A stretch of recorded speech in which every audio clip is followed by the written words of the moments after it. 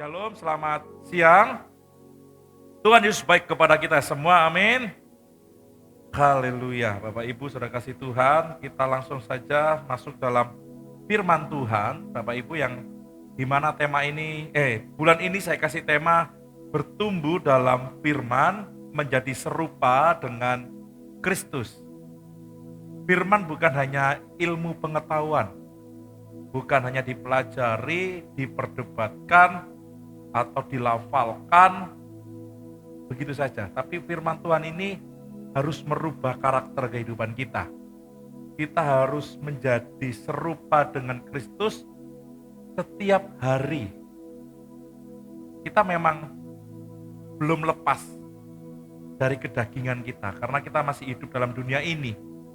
Tapi setiap kali kita mendengar tentang firman Tuhan, setiap kali kita mengingat tentang firman Tuhan, di situ kita akan mulai diperbaharui dari hari ke hari.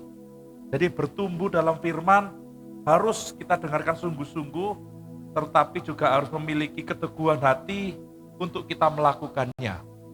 Karena menjadi serupa dengan Kristus ini adalah perjalanan hidup kita sampai mati. Tidak bisa dengar firman hari ini langsung, wah jadi seperti Yesus. Perjalanan hidup sampai akhir kita selesai dalam dunia ini. Begitu banyak perkara yang kita lalui, emosi kita, tubuh kita secara jasmani, kita akan mulai digoncang.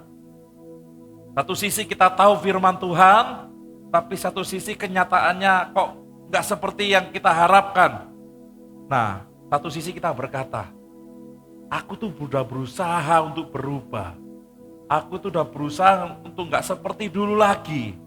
Tapi khusus untuk situasi seperti ini kayaknya aku gak tahan. Kadang Bapak Ibu mungkin pernah kelepasan. Hampir keluar. Atau pernah ngomong. Memang saya selama ini diam. Tapi saya ada monster dalam diri saya. Mungkin Bapak Ibu ada yang memiliki paradigma yang seperti itu. Tapi saya yakin percaya bahwa karakter kita akan diubahkan jika kita bertumbuh dalam firman Tuhan. Efesus 4 ayat 11 sampai 13 saya bacakan. Dan ialah Yesus yang memberikan baik rasul-rasul maupun nabi-nabi, baik pemberita-pemberita Injil maupun gembala-gembala dan pengajar-pengajar. Ini adalah yang dikenal sekarang 5 jawatan ya. Rasul, nabi, pemberita Injil, gembala dan pengajar, untuk memperlengkapi orang-orang kudus bagi pekerjaan pelayanan. Jadi saya terus yang menyampaikan firman Tuhan, pelayan Tuhan di sini, kami diperlengkapi oleh Tuhan untuk kami bisa membangun tubuh Kristus dalam pekerjaan pelayanan Tuhan sampai kita semua mencapai kesatuan iman dan pengetahuan yang benar tentang anak Allah, kedewasaan penuh dan tingkat pertumbuhan yang sesuai dengan kepenuhan Kristus. Jadi kita nggak berhenti hanya ditahu, nggak berhenti hanya dikenal, tapi kita harus melanjutkan sampai kita mengalami. Makanya tema dalam gereja ini adalah faith, transformation, and intimacy. Beriman, ada perubahan, dan makin bertumbuh, berelasi, makin dekat dengan Tuhan setiap hari. Terus hal ini dikumandangkan, karena kita semua harus berubah, bukan seperti yang dunia mau, tetapi serupa seperti yang Tuhan mau. Kita harus dengan sadar mau diajar, dengan rela mau mendengar dan diajar, karena itu menjadi kekuatan dalam hidup kita. Kita gak bisa hanya mendengar saja, telinga kita gunakan, tapi pikiran dan hati kita kemana-mana. Saya cuma butuh waktu, kalau ibadah yang siang ini 35 menit. Tapi kalau ibadah yang pagi, 45 menit. Saya cuma butuh waktu 35 menit saja, Bapak Ibu mendengar firman Tuhan, mencerna sama-sama, dan kita akan belajar untuk berkomitmen melakukan firman Tuhan, supaya kita bertumbuh. Yang setuju katakan amin. Karena dengan kita mendengar sungguh-sungguh, kita berusaha untuk konsentrasi, firman Tuhan yang kita dengar, yang kita lihat, Itu akan masuk dalam sanubari kita, dalam hati kita akan tertanam, dan itu menjadi sebuah hal yang baik.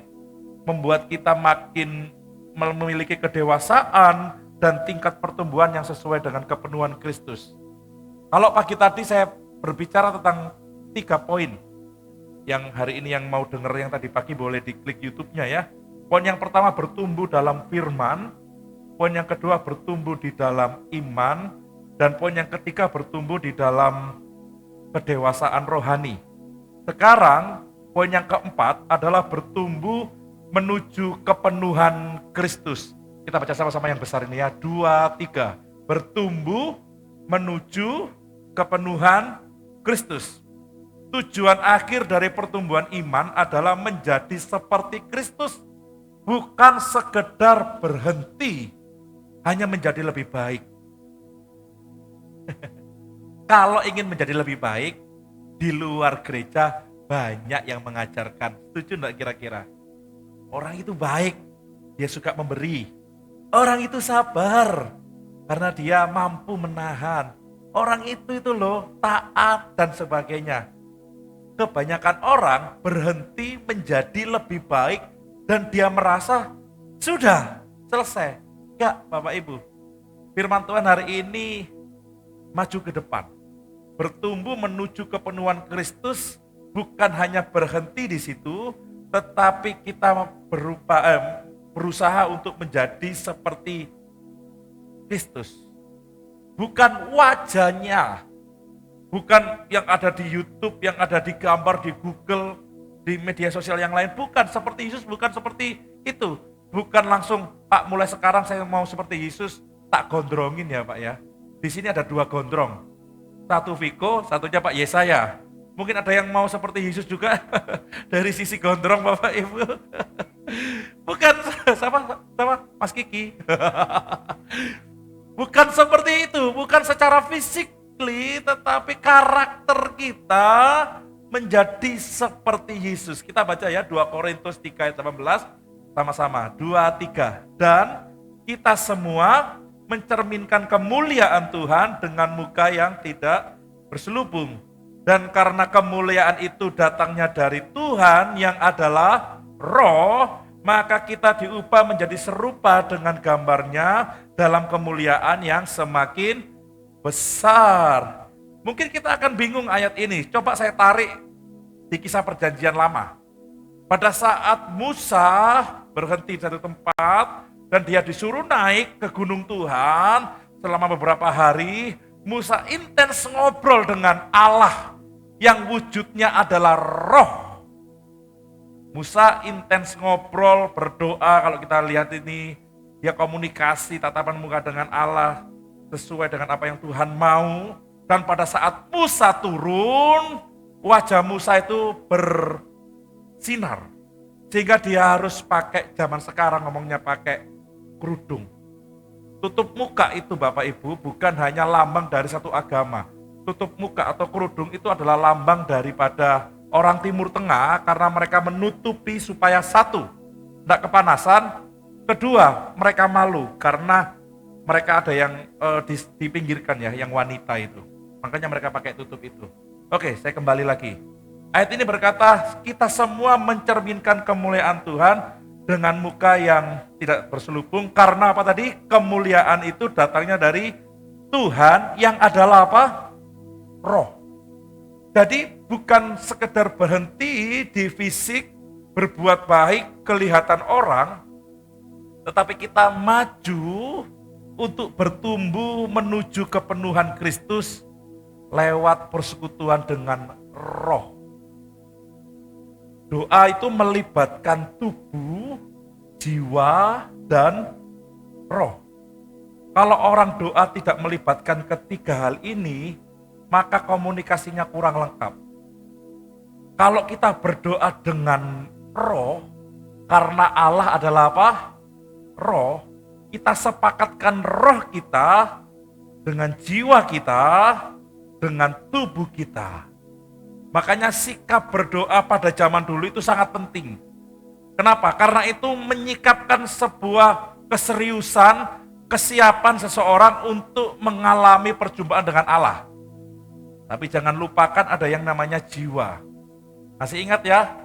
Roh Tuhan hembuskan manusia, terus manusia dibuat dari debu, tanah, dan saat mereka disatukan ada jiwa. Ya, yang bikin masalah ini di jiwa, sehingga tubuh ini tercemar dengan dosa. Satu-satunya jalan kita bisa berkomunikasi adalah lewat rohnya Allah. Roh yang ada di dalam kita itu, rohnya Allah itu yang dihembuskan pada kita, itu kita bisa berkomunikasi. Dan Musa saat ketemu dengan Allah, dia bukan hanya berbicara dengan secara fisik dan jiwa, tetapi seluruh hidupnya, gunung itu dilingkupi dengan kemuliaan Tuhan. Dan Allah ngomong bersama Musa lewat roh. Jika pada saat Musa turun, tampak wajah kemuliaan Allah. Kita kembali ke sini Bapak Ibu. Kalau kita berdoa, kalau kita bersekutu dengan Tuhan, lewat ibadah-ibadah kita, dan melalui roh yang ada dalam hidup kita, maka kita akan mencerminkan kemuliaan Tuhan. Kita diubah bukan secara fisik, tetapi kita diubah sesuai dengan kemuliaan Tuhan dari dalam. Makanya perubahan itu kalau hanya kelihatan di luar, itu akan sementara. Tapi kalau perubahan dimulai dari dalam, artinya ada kepenuhan Kristus di dalam hidup kita, maka perubahan demi perubahan akan kita alami. Yang kedua, bertumbuh menuju kepenuhan Kristus, yaitu, belum ganti ya, oh ya. Kepenuhan Kristus adalah standar pertumbuhan rohani kita, bukan perbandingan dengan orang lain. Ini yang seringkali manusia terjebak, Bapak Ibu Saudara kasih Tuhan. Mereka mengukur pertumbuhannya dengan orang lain. Mereka mengukur satu pendeta dengan pendeta yang lain. Mereka mengukur gereja yang satu dengan gereja yang lain. Itu bukan tolak ukur pertumbuhan kepenuhan di dalam Kristus. Kita baca dulu. 2 Korintus 10 ayat 12. 2-3. Mereka mengukur dirinya dengan ukuran mereka sendiri. Dan membandingkan dirinya dengan diri mereka sendiri. Baca sama-sama ayat ini, kalimat ini 2-3. Alangkah bodohnya mereka. Pernah gak kita terjebak di sini? Pernah gak kita masuk dalam kebodohan seperti ini? Kita bandingkan diri kita dengan orang lain. Kita bandingkan pendeta A dengan pendeta B, gereja A dengan gereja B. Standar pertumbuhan rohani kita bukan dibandingkan dengan orang lain. Yang setuju katakan amin. Kita harus tahu pertumbuhan itu dari dalam mengubahkan kita secara pribadi, karena ada pertanggungjawaban rohani yang harus kita lakukan kepada Tuhan. Dan setelah kita mencapai di posisi itu, kita nggak membandingkan diri dengan orang lain, dan kita harus tahu diri sendiri. Apakah saya sudah berubah? Apakah saya sudah dipenuhi dengan karakter Kristus? Jadi Bapak Ibu Saudara kasih Tuhan, mulai sekarang stop dulu, berhenti. Kita membandingkan diri atau membandingkan orang lain dengan yang lain. Oh Pak Pendeta itu tuh nggak diberkati, gerejanya sepi. Oh gereja itu tuh nggak ada Tuhannya, karena nggak ada Roh Kudusnya, karena nggak ada bahasa roh. Masih ingat ya, orang mengaku dirinya nabi, datang ke gereja, dia bilang nggak ada roh. Ya, nabi tapi kok sekarang nggak percaya Yesus, ini gimana ceritanya? Dia bandingkan gereja A, gereja B, pendeta A, pendeta B, bahkan dirinya dengan orang lain. Orang yang bertumbuh di dalam kepenuhan Kristus, mereka akan fokus dengan pertumbuhan rohani dalam dirinya. Apakah selama ini dia berubah atau stagnasi di situ, atau tidak sama sekali berubah? Orang yang berubah bukan hanya menjadi lebih baik saja, tetapi mereka menjadi seperti apa tadi yang pertama? Kristus. Karena hidup kita diarahkan bukan untuk sekedar baik saja, kurang sajanya, tetapi untuk serupa dengan Kristus, yang mana setiap hari membiarkan karakter dan kehidupan Yesus menjadi, maaf kata ini bukan tolok, tapi tolak ukur dalam setiap langkah kehidupan kita. Amin. Jadi standar perbandingannya kita bukan dengan orang lain, tapi dengan karakter Kristus. Jadi Yesus menjadi tujuan utama dan tujuan akhir kita. Jadi bukan orang lain. Sama sekali. Entah orang itu lebih tua, lebih lama, lebih kaya, lebih pinter, lebih punya kehormatan, kedudukan, status. Bukan, kita nggak boleh bandingkan diri kita dengan orang lain atau membandingkan orang satu dengan orang lain, tapi kita harus menstandarkan diri kita dengan Yesus yang menjadi tolak ukur setiap langkah kita. Amin. Apakah saya sudah mencerminkan Yesus atau belum? Apakah saya sudah mencerminkan firman Tuhan hari ini atau belum? Kalau belum, kita berusaha untuk terus mencerminkan karakter Kristus, mencerminkan kebenaran Kristus yang ada dalam hidup kita supaya nama Tuhan dipermuliakan atas kita. Kita nggak akan pernah bisa menjadi saksi seperti yang Tuhan mau kalau kita belum beres dengan diri kita sendiri. Makanya kita sulit untuk mencari jiwa karena kita belum beres. Kita selalu membandingkan diri dengan orang lain atau orang lain dengan orang lain yang lain, Bapak Ibu. Kalau kita sudah beres sesuai dengan firman Tuhan hari Kamis kemarin, kita selesai, karakter Kristus ada dalam hidup kita, kepenuhan Allah ada dalam diri kita, maka kita akan membawa jiwa untuk kemuliaan nama Tuhan. Amin. Nggak bisa Bapak Ibu sudah kasih Tuhan, orang sakit nuturi orang sakit. Sama-sama sakit kok saling nuturi. Yang bisa nuturi orang sakit adalah orang yang sehat. Ya kita harus sehatkan diri dulu. Kita harus benerin diri dulu sesuai dengan apa yang Tuhan mau. Roh Kudus yang ada dalam hidup kita ini mengubahkan karakter kita. Amin. Kita mau diproses oleh Tuhan. Setiap hari proses yang paling awal dari diri sendiri baru keluarga. Orang yang dekat dengan kita setiap hari ngobrol dengan kita baru komunitas yang lain Bapak Ibu Saudara kasih Tuhan. Jadi kepenuhan ini nggak bisa langsung. Matangnya nggak bisa langsung, Mas Yongko mau ambil gelar pendeta, ambil gelar akademik yang lain, nggak bisa. Ini adalah sebuah proses dan perjalanan hidup. Nggak bisa shortcut, nggak bisa bypass Bapak Ibu, nggak bisa. Jadi pelan-pelan, step by step. Yang kedua, dari poin ini firman Tuhan adalah bertumbuh menuju kebenaran Kristus. Yang kedua adalah bertumbuh secara utuh dalam pribadi dan komunitas. Kita baca sama-sama. 2, 3, bertumbuh secara utuh dalam pribadi dan komunitas. Tidak cukup hanya bertumbuh secara pribadi, namun juga harus berdampak bagi orang lain. Karena Tuhan menginginkan pertumbuhan yang menyatukan, bukan yang memisahkan. Yang setuju katakan amin. Jadi jangan tinggalkan komunitas. Saya undang Bapak Ibu yang belum berkomunitas, kita ada beberapa komunitas. Tenang saja, komunitas kita itu enggak terlalu memaksa. Komunitas kita itu masih dalam rangka pertumbuhan. Gereja ini adalah gereja yang bertumbuh, bukan gereja yang sudah selesai. Ini masih gereja bertumbuh, komunitasnya bertumbuh, dan kita semua bertumbuh. Bapak Ibu, kalau sudah mulai bertumbuh dalam pribadi, maka juga harus kita bertumbuh juga dalam komunitas.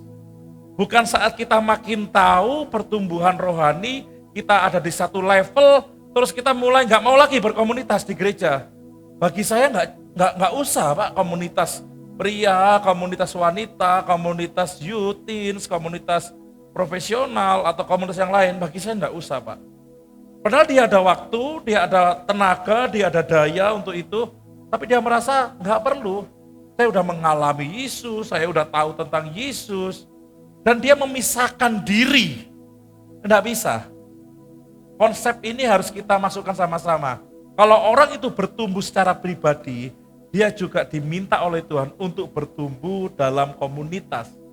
Bukan malah bertumbuh dan mengenal Tuhan lebih baik, terus memisahkan diri. Enggak seperti itu. Karena kita semua adalah satu anggota dalam tubuh Kristus. 1 Korintus 12 ayat 24-26 dikatakan, Allah telah menyusun tubuh kita begitu rupa. Memang Bapak Ibu, dalam komunitas itu enggak semuanya sama dengan kita. Ada yang ke gereja enggak, betul ya. Ada yang kalau dengar khotbah itu tidur, ada Bapak Ibu. Ada yang kalau nyanyi-nyanyi itu cuma gini-gini. Dalam komunitas kalau ada acara saja datang, kalau ibadah rutin nggak datang. Memang macam-macam. Ya, namanya tubuh juga seperti itu ya. Sehingga kepada anggota-anggota yang tidak mulia diberikan penghormatan khusus supaya jangan jadi perpecahan dalam tubuh. Tetapi supaya anggota-anggota yang berbeda itu saling apa Bapak Ibu? Memperhatikan. Karena itu jika satu anggota menderita, semua anggota turut menderita. Jika satu anggota dihormati, semua anggota turut bersuka cita. Kita semua sama di hadapan Tuhan, amin. Jadi kita itu saling membutuhkan dan kita harus saling memberkati. Ada yang sudah dewasa rohani, memberkati yang belum dewasa rohani. Ada yang kuat di finansial, memberkati yang belum kuat di finansial, betul ya? Itu yang kita lakukan bersama-sama di gereja ini. Mulai tahun ini, mulai Juni hari ini sampai Juli kan saya buka itu, yang namanya berkat pendidikan. Bagi siapapun yang SD sampai SMA dengan syarat dan ketentuan berlaku, mereka yang nilainya berapa? Minimal 9, dengan syarat ketentuan berlaku yang di atas itu, akan mendapatkan berkat pendidikan dari gereja. Besarnya berapa, bagaimana caranya nanti setelah melewati interview. Tapi juga ada berkat pendidikan untuk kuliah dengan IP sementara 3,00. Tahun depan naik yang 9,00, nilai 9 menjadi 9,3. Karena saya tahu negeri itu gampang kasih nilai 9. Ya, 9,2 itu gampang. Makanya saya naikkan ke 9,3 tahun depan. Yang IP 3,0 saya naikkan menjadi 3,3. Dari mana uang ini? Ya dari Bapak Ibu Saudara kasih Tuhan yang sudah persembahan, kolekte, yang sudah persepuluhan, kita akan gunakan sama-sama untuk saling melengkapi. Amin Bapak Ibu. Dan ada juga berkat untuk misi. Kemarin kan sudah dengar toh, ada kita dapat berkat untuk misi, sudah saya cairkan, sudah saya taruh di satu rekening khusus gereja. Kita ada 2 rekening, yang satu memang gak saya publish. Karena itu khusus untuk rekening misi Bapak Ibu. Nah kalau Bapak Ibu gak bisa bermisi, maka taruh dan tanam itu, tulis saja, ini untuk rekening misi. Ya kami akan transfer ke rekening misi. Kita saling melengkapi, kita saling mendukung satu dengan yang lain. Tapi memang ada celah di sini, ada celah dimanfaatkan. Tapi saya sudah perhitungkan banyak hal di sini. Tapi Bapak Ibu jangan ngurusi yang dimanfaatkan ini. Urusi saja kalau kita satu tubuh dalam Tuhan, kita akan bersatu, bukan malah memisahkan diri. Jika satu menderita, yang lain juga ikut menderita. Jika satunya dihormati, yang lain juga ikut turut bersuka cita. Jangan ada perpecahan dalam tubuh Kristus. Ya, karena kalau orang sudah dewasa secara rohani, dia akan membantu orang dalam komunitas tersebut yang belum dewasa rohani untuk bersama-sama tumbuh dalam iman kedewasaan. Makanya saya giring Bapak Ibu untuk ikut komunitas. Karena dengan komunitas Bapak Ibu akan mendengar lebih banyak firman Tuhan. Yang setuju katakan amin. Karena di situ dikatakan di komsel, di komunitas ini dibahas kembali firman Tuhan yang sudah disampaikan. Bapak Ibu diingatkan kembali untuk sama-sama kita saling bertumbuh dalam pengenalan akan Tuhan. Poin yang terakhir adalah orang yang bertumbuh dalam kebenaran akan semakin rendah hati dan terlibat untuk membangun sesama dan bukan sibuk menunjukkan pencapaian rohaninya. Makin rendah hati dan punya motivasi, komitmen untuk membangun sesama dalam komunitas. Amin. Jadi sadar sekarang, saya bertumbuh, saya merasa lebih mengenal Tuhan, saya merasa lebih baik dari pembacaan firman Tuhan, dari firman Tuhan yang saya dengar, dari ayat renungan harian yang saya baca, saya merasa jadi lebih baik. Dan saya juga mau terlibat di dalam komunitas. Saya mau membangun orang lain. CM Pro ini saya setting untuk menjadi pembicara di CM Youth Teens. Nanti kita tahu sendiri, CM Youth Teens adalah guru sekolah minggu. Lihat ini, lihat degradasi ini. Ya, yang saya lihat, yang saya pakai ini ya. CM Pro profesional ini saya perlengkapi dulu sampai kuat. Setelah itu saya utus CM Pro ini untuk menjadi pembicara di CM Youth Teens, Crash Militant Youth Teens. Tetapi Crash Militant Youth Teens ini juga kita kita kader, kita lengkapi mereka menjadi pembicara, bukan pembicara ya. Mereka jadi apa? Mentor di sekolah minggu. Komunitas yang ada yang sudah saya bangun dan tetapkan ini adalah komunitas yang saling membangun satu dengan yang lain. Amin. Yang dewasa mulai membagikan pengalaman, mulai membagikan firman Tuhan, dan tidak hanya sibuk kasih tahu pencapaian bukan hanya rohani tetapi juga pencapaian jasmani. Saya sudah mendapatkan ini, saya sudah mendapatkan itu, saya sudah melakukan ini. Nggak di situ. Kita mulai sadar untuk membagikan sesuatu kepada orang lain. Saya pun demikian, untuk saya bisa membagikan kepada Bapak Ibu Saudara, saya juga harus terus belajar. Dengan saya belajar, saya diisi oleh orang lain, saya terlibat dalam komunitas itu, saya baru bisa bagikan pada Bapak Ibu. Makanya di sini kan luar biasa serunya seperti itu ya. Saya tanyain, lulusan apa? Keahlian apa? Bisa nggak melayani di Youth Teens, bisa nggak melayani di CM Pro dengan keahlian yang dipunya. Itu adalah sebuah komunitas yang saling membangun. Nah, kita baca dulu di Filipi 2 ayat 1-4. Ya.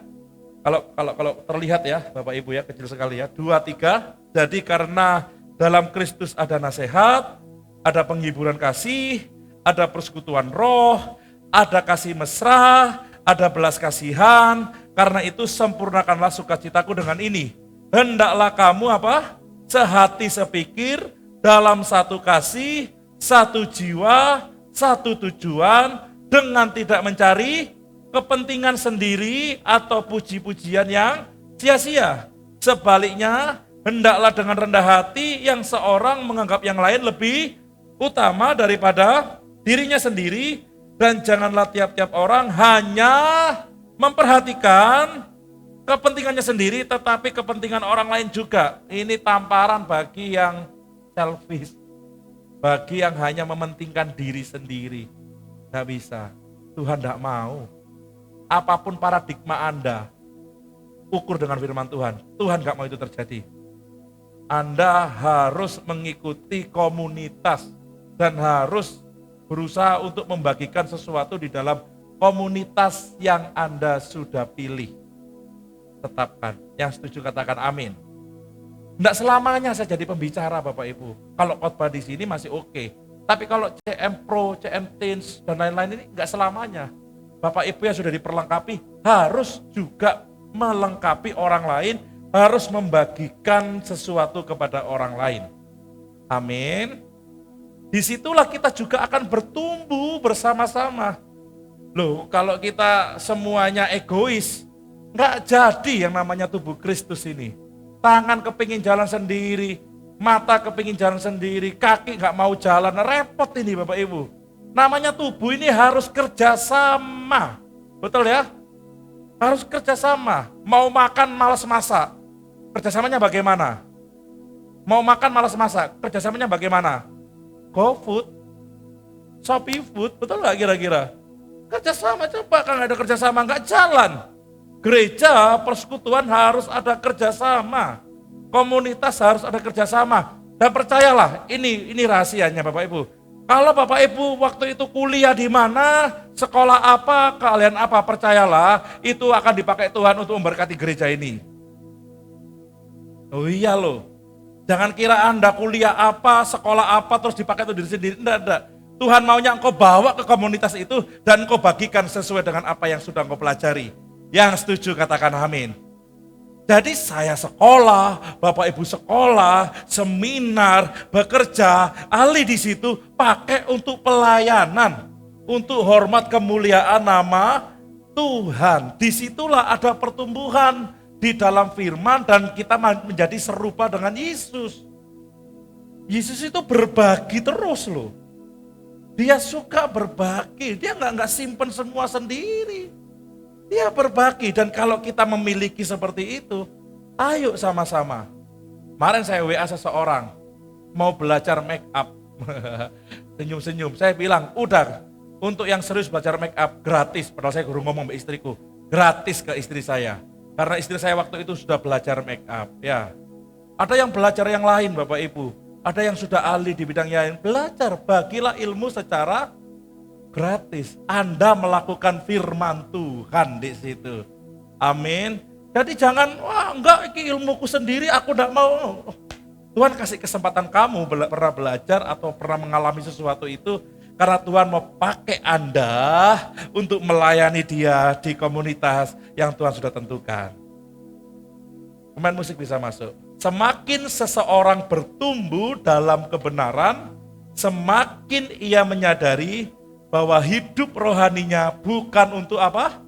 Dipamerkan, tetapi untuk melayani. Sebab pertumbuhan iman yang sejati melahirkan kerendahan hati dan kepedulian, bukan kesombongan. Ada orang tanya, Pak, gak capek? Capek Bapak Ibu. Habis sana sini sono, capek. Saya pernah saksi kan, saya sama istri kalau sampai rumah jam 8 itu adalah anugerah. Apalagi sebelum jam 8 kami sudah mandi, kami sudah di kamar, sebelum jam 8 kami selalu berkata, wow, hari ini kita pulang cepat. Pernah sekolah terus dipulangkan cepat Bapak Ibu? Itu senangi kami Bapak Ibu. Tapi harian kami di atas jam 9. Ketemu orang, harus janjian lagi dan lain sebagainya. Capek semua, tubuh, waktu, uang, capek semua. Tapi kalau ketemu orang, empowering orang untuk konseling dan sebagainya, saya harus sediakan. Saya harus peduli, membagikan sesuatu kepada orang lain. Karena saya tahu, hidup saya diberkati seperti ini, harus saya gunakan untuk memberkati orang lain. Ada orang yang mau, tapi orang itu tidak mampu. Ada orang yang mampu, tapi orang itu enggak mau. Masih ingat CM Pro ya? Ada orang mau, aku mau melayani. Aku rindu melayani, aku pengen bisa. Tapi aku enggak mampu. Tapi ada orang yang punya kemampuan, aku bisa itu. Tapi aku enggak mau melayani. Ada jembatannya di sini, firman Tuhan. Engkau yang mau melayani, dan engkau yang sudah punya kemampuan untuk melayani, kita harus kolaborasi sama-sama supaya nama Tuhan dipermuliakan. Jangan disimpan sendiri, kasihan yang mau tapi tidak mampu. Bagikan, karena engkau sudah diberkati Tuhan untuk memiliki kemampuan. Jadi bagikan kepada orang yang mau tapi belum mampu. Dan bagi orang yang mampu ini, engkau harus juga memiliki pertumbuhan rohani yang dewasa, supaya engkau bukan hanya mampu, tapi engkau juga mau melayani. Ini akan ketemu di tengah. Anda pinter ini, Anda pinter itu, tapi Anda gak gunakan untuk pelayanan. Justru Anda membandingkan dengan orang lain. Apaan itu, salah. Seharusnya gak begitu. Lah, karena Anda lebih tahu, tolong dong bantu. Mari sama-sama ketemu di tengah, kita sama-sama melayani karena ini adalah firman Tuhan. Karena kita satu tubuh dalam Tuhan, makanya Tuhan maunya seperti itu. Saya sadar Bapak Ibu, gak ada yang lebih pintar di sini. Di gereja ini gak ada yang lebih pintar, tapi yang lebih dulu ada. Saya lebih dulu belajar, akhirnya saya ngajar. Saya lebih dulu bisa, akhirnya saya membentuk orang untuk supaya bisa. Lihat pertumbuhan-pertumbuhan ini. Kita harus kasih kesempatan kepada kesalahan. Juli akan saya kejar, siapa tahu nanti ada berkat Tuhan. Kita akan upload lagi kamera yang keempat di tengah sini. Tadi saya sudah ngomong sama Mbak War, saya mau yang menjalankan kamera adalah anak sekolah minggu. Saya tahu pasti gerak-gerak Bapak Ibu, saya tahu. Tapi kita yang sudah mampu harus belajar untuk memberikan pelayanan kepada anak-anak ini. Supaya anak-anak ini berkesinambungan. Sekolah minggu mulai diajari untuk pelayanan, Yutin sudah mulai melayani, yang pro sudah terbiasa melayani. Dengan begitu ada sinergi, ada kesinergian dalam gereja kita, Nama Tuhan dipermuliakan. Nanti yang bisa ini, ada usaha, nanti akan saya sharingkan, akan saya bentuk komunitas baru tentang usaha. Jadi saling sharing, bagaimana caranya menanam padi dengan baik. Maju apa mundur saya nggak tahu Bapak Ibu. Ngerti maksud saya ya? Saya belokkan sedikit itu. Bagaimana caranya jualan baju dengan baik, itu ada itu yang di situ. Ya, bagaimana cara bikin toko dengan bagus yang luar biasa, itu ada. Kita harus sharing sama-sama. Karena kita sudah dipercaya Tuhan lebih dulu, kita harus berani untuk membagikannya. Supaya orang lain juga bertumbuh, baik dalam kehidupan mereka, terlebih pengenalan mereka akan Kristus. Amin. Jadi gereja ini bukan hanya sekedar kita kumpul-kumpul hari Minggu, tetapi gereja ini menjadi tempat atau wadah pertumbuhan kita, baik secara jasmani dan rohani yang mengarah kepada Kristus. Saya berharap firman Tuhan hari ini memberkati Bapak Ibu saudara kasih Tuhan. Mari kita bangkit berdiri.